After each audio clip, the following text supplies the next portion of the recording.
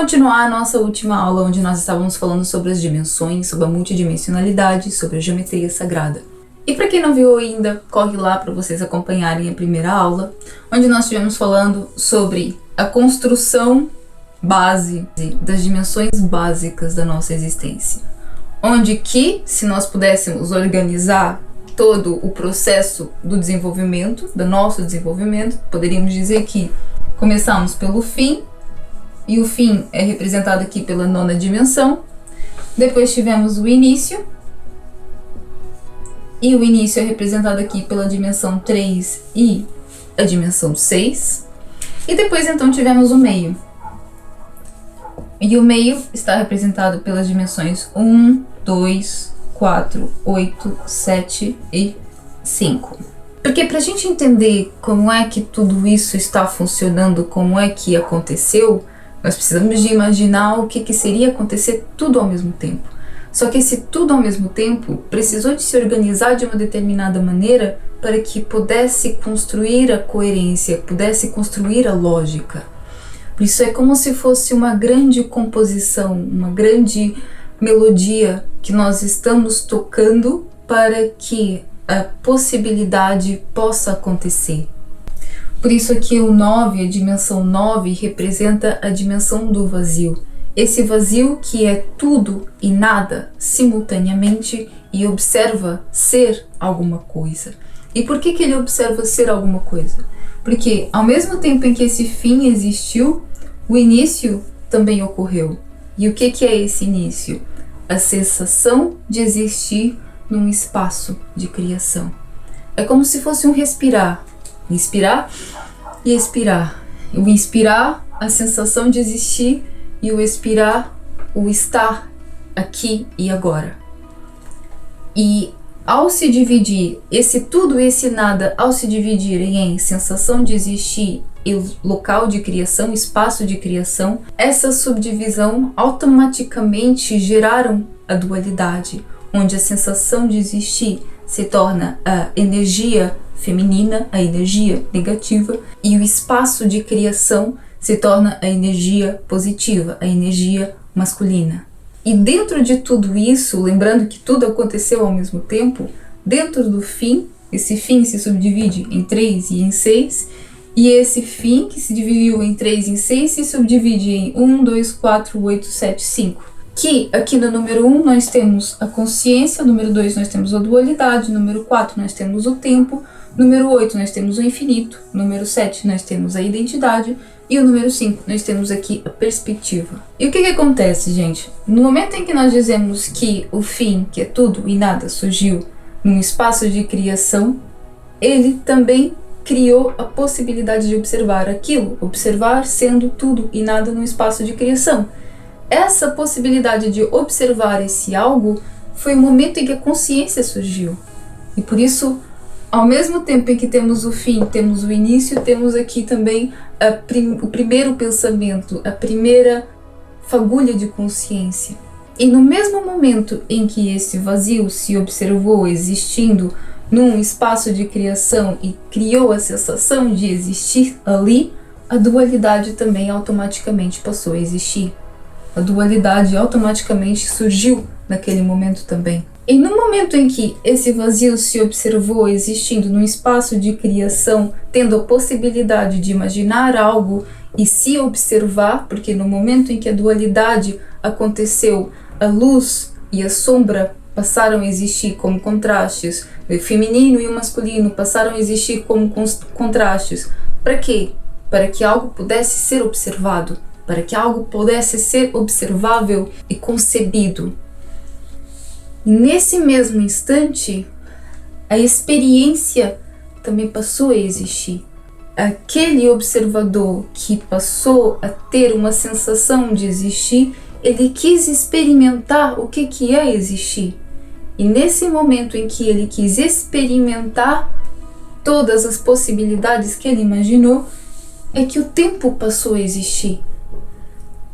Por isso, vocês entendem como tudo aconteceu ao mesmo tempo, só que esse tudo ao mesmo tempo pode se organizar em categorias, em pilares, porque cada um se explica de uma forma diferente. E no momento em que essa experiência passou a existir, e o que é a experiência? É a ocorrência dos processos de início, meio e fim de cada pensamento, de cada observação, de cada ideia. Por isso, a partir do momento em que a consciência passou a existir, a possibilidade da ideia de imaginar passou a existir, e surgiu a dualidade, onde os contrastes passaram a acontecer para que algo pudesse ser observável, e tudo isso existe no espaço de criação com a sensação de existir, então o tempo surgiu para que a experiência pudesse ocorrer. Caso contrário, nada estaria de fato acontecendo. Estaria sendo apenas uma grande imaginação, uma grande ilusão. Que no fundo não é, só que é uma ilusão muito especial. No momento em que essa experiência passou a existir, todas as possibilidades de todos os inícios, meios e fins passaram a existir também. Porque não existiu apenas um pensamento.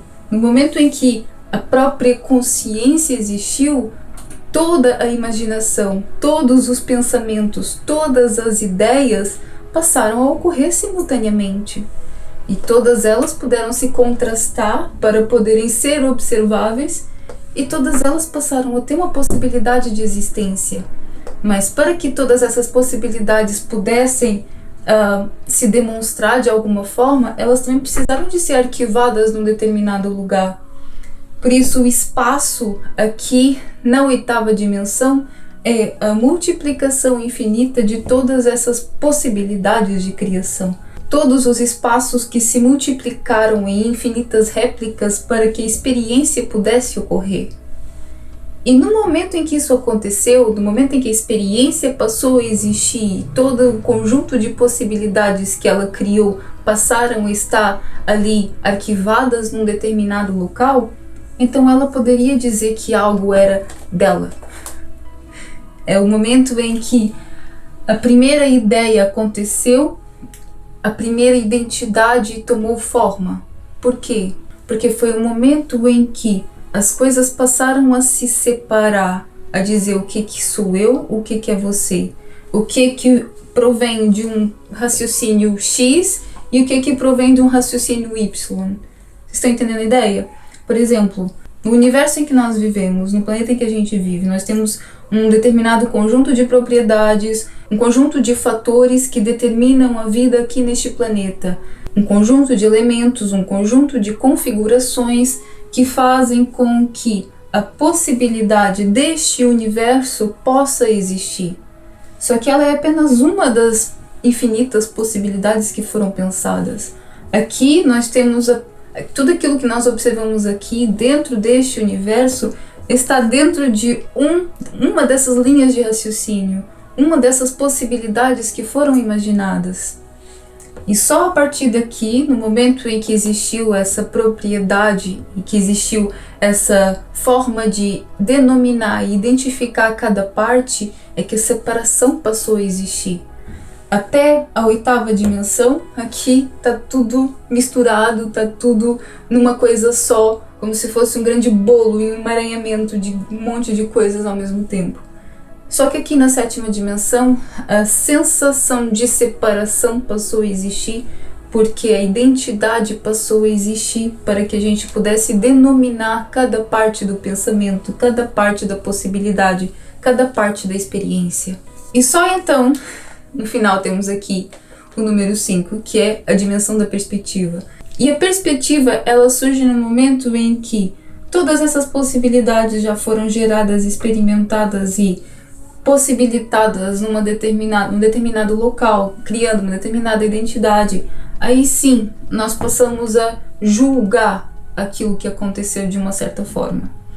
E o que quer dizer julgar? Não é que existe um juiz que está ali ditando o que é certo e o que é errado. Não. Tem a ver com a experiência que foi obtida a partir do raciocínio que foi desenvolvido, a partir de todas as coisas que possibilitaram a partir daquela linha de raciocínio, nós podemos dizer, por nossa experiência, como é que nós podemos categorizar cada experiência, como é que nós podemos diferenciar cada experiência. Porque é só aqui que a sensação do bom e do ruim passam a existir. É claro que nós já tivemos aqui a dualidade. Na dualidade, ela serve para que as comparações, as polaridades pudessem surgir, para que algo pudesse ser observável. Só que aqui não existe julgamento, não existe certo e errado, é tudo uma coisa só. É só aqui na quinta dimensão em que nós criamos um determinado conjunto de regras e concepções sobre como fazer com que aquela experiência seja a melhor possível. Por isso nós podemos dizer aqui, na quinta dimensão, o que é certo e o que é errado dentro de cada experiência, dentro de cada linha de raciocínio, dentro de cada exploração de uma possibilidade. E para quem não sabe de onde é que eu tirei esses números, tal como nós falamos na última aula, que o 9, ele sempre repete nele mesmo, 9 mais 9, 18, 1 mais 8 igual a 9, etc, etc, etc. O 3 e o 6, 3 mais 3 igual a 6, 6 mais 6 igual a 12, 1 mais 2 igual a 3, 12 mais 12, 24, 2 mais 4 igual a 6. E ficando sempre 3, 6, 3, 6. E aqui, a mesma coisa, 1 mais 1 igual a 2, 2 mais 2 igual a 4, 4 mais 4 igual a 8, 8 mais 8 igual a 16, 1 mais 6 igual a 7, 7 mais 7 igual a 14, 1 mais 4 igual a 5. E depois do 5 mais 5 igual a 10, que é igual a 1, e voltamos novamente ao início da sequência. E o que acontece também? Aqui no 3 e no 6, 3 mais 6 é igual a 9. E aqui nós temos 1 mais 2 igual a 3, 3 mais 4 igual a 7, 7 e 7 igual a 14, 14 mais 8 igual a 22, 22 mais 5 igual a 27. 27, 2 mais 7 é igual a 9. Por isso, mais uma vez, a soma de todos esses algarismos também vão dar 9. Por isso foi a partir daqui, foi a partir dessa análise que surgiu o gráfico 369. E com o gráfico 369 nós começamos a entender como é que cada realidade ou cada bloco de possibilidade está funcionando no meio do multiverso. Pelo menos aqui, a parte que nos compete, a parte que nós conseguimos observar. Porque isso está relacionado à matemática que nós temos aqui neste planeta. Nós não sabemos como é que é em outros multiversos, como é que funciona a matemática lá, se as contas vão bater da mesma forma, não sabemos. Aquilo que nós sabemos é aquilo que nós temos aqui, e os padrões que nós observamos aqui. E esses são os padrões base. E vocês que me perguntam, de onde é que eu tirei o significado de cada um desses números? Gente, absolutamente todo tipo de coisas que nós temos presentes no mundo, em todos os estudos, em todas as filosofias, em tudo, todas têm o mesmo significado praticamente. Em cada um desses números, independentemente da vertente que está se falando, todos eles acabam por ter o mesmo significado. Quando você entende que são várias pessoas falando de formas diferentes a mesma coisa, aí você entende que está tudo organizado num padrão. Por isso é como uma música, a experiência de existir é como uma grande música. É pam, pam, pam, pam, pam, pam, pam, pam. E dentro de cada compasso, você pode pegar e amplificar para entender o que está ali dentro. E você vai ver uma maior variação de frequências, uma maior variação de sons e possibilidades dentro de cada fragmento. E aí que a gente entende realmente o que é o tempo e como é que ele funciona. Para quem ainda não conhece o nosso gráfico 369, pronto, que a gente partiu daqui desses números, fazendo com que a gente tivesse aqui organizado camada por camada cada parte do compasso. Ou seja, aqui na primeira parte nós temos 9, 3, 1. 9, 3, 1. Pois na segunda parte nós temos 9, 6, 2. 9, 6, 2. Pois na terceira parte nós temos 9, 3, 4. 9, 3, 4. Pronto. E por aí adiante.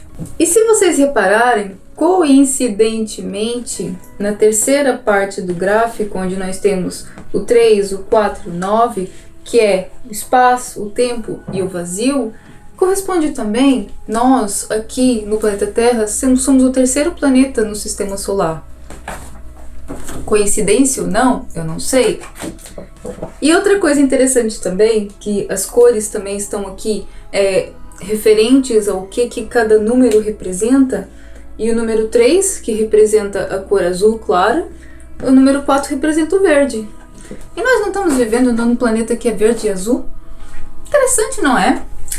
E então isso me fez questionar, ok, talvez nós estejamos aqui vivendo dentro deste padrão, o 934, onde nós temos o espaço, o tempo e o vazio. Mas então como é que funciona a quarta dimensão? O que está realmente acontecendo com o tempo? O que é realmente o espaço? Como é que essas duas coisas se correlacionam? E é isso que a gente vai descobrir na